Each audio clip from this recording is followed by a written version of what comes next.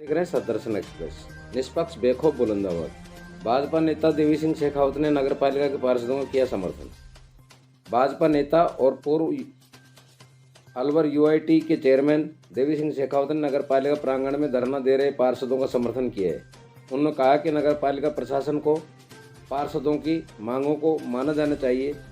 जो आय व्यय का ब्यौरा पार्षद मांग रहे हैं वह उपलब्ध कराना चाहिए। नगर पालिका द्वारा खरीदी गई सामान सहित सभी जानकारियां उपलब्ध करानी चाहिए। शेखावत ने कहा कि जिस प्रकार पार्षद बता रहे हैं उन घोटालों की जांच होनी चाहिए। पार्षद जनता द्वारा चुने हुए प्रतिनिधि हैं, इनको पब्लिक को जवाब देना होता है, इसलिए इनकी मांगों पर गौर कर उचित समाधान निकाला जाना चाहिए, जिससे पब्लिक के बीच जाकर ये लोग उनको अवगत करा सकें। ये पार्षदों के मान और सम्मान की लड़ाई है। इस मौके पर अनेक पार्षद मौजूद रहे।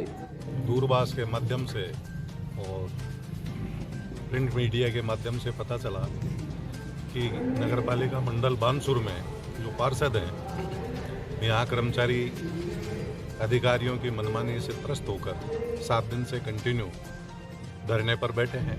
ये बड़ा दुख का विषय है कि कर्मचारियों को जहाँ इस जनता को भगवान समझकर उनकी सेवा करनी चाहिए, ऐसा नहीं करके उनका उपेक्षापूर्ण व्यवहार रहता है। आय व्यय का जैसा ये बता रहे हैं कि इनको ब्यौरा नहीं दिया गया सभी पार्षदगण, और पार्षदगण ऐसा व्यक्ति होता है कि हर घर से उसका कनेक्शन होता है और हर व्यक्ति उससे ये पूछता है कि मेरे काम क्यों नहीं करवाया, मेरा पट्टा क्यों नहीं बनवाया, मेरे सड़क क्यों नहीं बनवाई, मेरे सफाई कर्मी क्यों नहीं आ रहे हैं। हर तरह के कार्य में एक तरह से वार्ड मेंबर की बहुत ज़्यादा जिम्मेदारी रहती है। यहाँ बैठे सभी वार्ड मेंबर, मुझे ये लगता है कि यहाँ अधिकारियों के उपेक्षापूर्ण व्यवहार से बहुत ही ज़्यादा ये कुपित हैं। और जैसा कि ये बता रहे हैं, सामान की खरीद हुई है, विभिन्न तरह के जो सामान यहाँ पड़े हैं ये बता रहे हैं, जो लॉजिकली और प्रथम दृष्टया बाजार भाव से मेल नहीं खाते हैं। तो इस चीज़ को लेकर इन्हें भ्रष्टाचार की भारी आशंका है। ऐसा कार्य नहीं होना चाहिए। ये जो भी कार्य होते हैं ये पारदर्शी तरीके से होने चाहिए और इनकी जो मांगे हैं, इन मांगों की दिशा में नगरपालिका प्रशासन को पूरा ध्यान देना चाहिए और कहीं भी शंका है उसका निवारण होना चाहिए। और मैं इनसे अपील करता हूं और कहता भी हूं कि आप अपना सहयोग करा के और इस क्षेत्र का विकास करने में फिर योगदान दें, क्योंकि वापस इलेक्शन आते हैं, दोबारा चुना जाए, यही उसकी प्रतिष्ठा होती है कि उसने कार्य अच्छा किया। अवैतनिक कार्य होता है, बहुत थोड़ा इनको मिलता है। जनता में यश प्राप्ति के लिए ये कार्य किए जाते हैं। मुझे उम्मीद है कि यहाँ के जो अधिकारी कर्मचारी हैं इनका मान सम्मान पूर्ण करके और जिस तरीके से वार्ड में, हर वार्ड में मेरा तेरा नहीं करके सब वार्डों में बराबर कार्य कराया जाना चाहिए। कि जो चल रहा है धरना प्रदर्शन, तो इनकी क्या क्या मांगे थी और आपने इनकी मांगों के उसमें आपने क्या क्या प्रयास किए? पार्षद द्वारा जो धरना दिया गया था उस संबंध में भी नगर पालिका ने क्या क्या कार्य कराए, उस संबंध में नगर पालिका द्वारा प्रेस नोट जारी करके भी बताया था कि ये नित्य कार्य कराया गया। उसके बाद वो संतुष्ट नहीं है तो डिटेल वाइज लिस्ट मांगी। लिस्ट भी चेयरमैन साहब के द्वारा उनको अवगत करा दी गई है। तो सर फिर जब पूरी लिस्ट इनको उपलब्ध करवा दी कि भाई क्या क्या खरीद फरोख्त हुई, आय व्यय का ब्यौरा सब आपने इनको बता दिया, फिर भी ये धरने पर क्यों अड़े हुए? संबंध में पार्षद नहीं बता पाएंगे। सर आप देख रहे हैं सदर्शन एक्सप्रेस। निष्पक्ष बेखौफ बुलंदाबाद। बानसूर विधानसभा क्षेत्र के भाजपाई कल पावटा में करेंगे नवनियुक्त प्रदेश अध्यक्ष का स्वागत।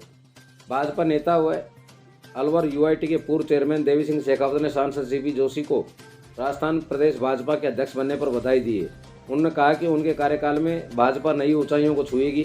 वे बहुत ही मृदुभाषी और सहनशील हैं। भाजपा राजस्थान में 2/3 बहुमत से सरकार बनाएगी तथा लोकसभा की सभी 25 सीटें जीतकर प्रधानमंत्री नरेंद्र मोदी के हाथ मजबूत करेगी। में जो सांसद हमारे चित्तौड़ से आदरणीय सीपी जोशी जी हैं, उनको प्रदेश का अध्यक्ष बनाया गया है।